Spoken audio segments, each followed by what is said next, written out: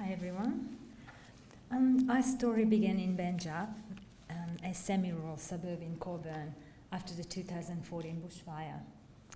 The fire burned 498 hectares of bushland and damaged 60 private properties. We volunteered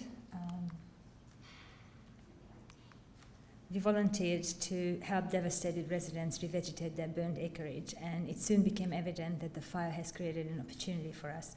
We wanted to encourage people to replace their exotic species with native vegetation, which in turn will reward them with returning fauna.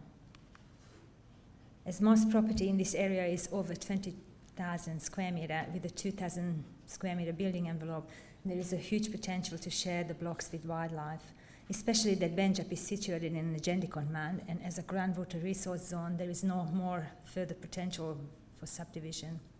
So clustered between these properties are Banksia woodland reserves, occasionally visited by black cockatoos.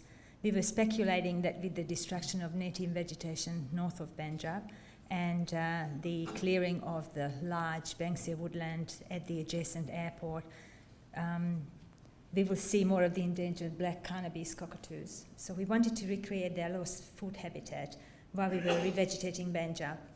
The much needed help arrived from the Banksia woodland restoration team that kickstarted our project in the form of a seed donation.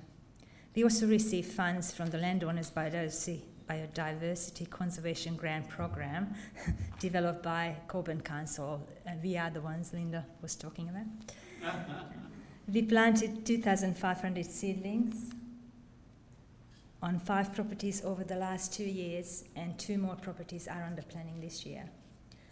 Food habitat creation on private land has its unique challenges. For example, we worked very hard to plant hundreds of seedlings just to find out that we were placing them all on building rubble. But also have its advantages, as the other restoration team had problems with kangaroos and not getting to the seedlings with water.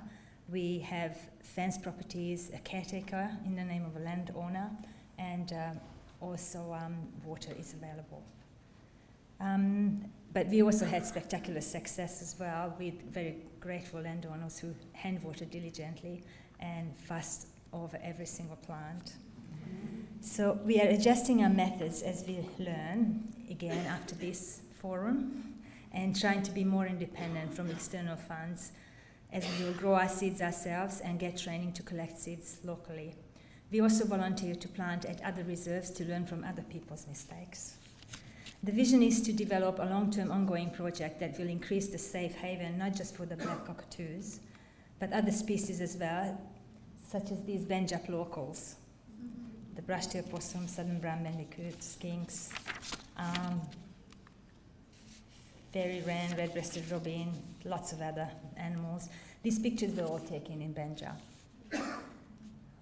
So the trees we planted are not mature enough to provide food for the Carnaby cockatoos just yet. In the last 2 years, the number of black cockatoos visiting Banjup have increased significantly. People who have never seen these birds visiting reported flocks feeding and roosting on their trees. BirdLife Australia now registered several roosting sites in Banjup that is included in the April's Cocky count. As we observed the positive change in our community, we didn't just want to share our achievement with others, but also to protect it.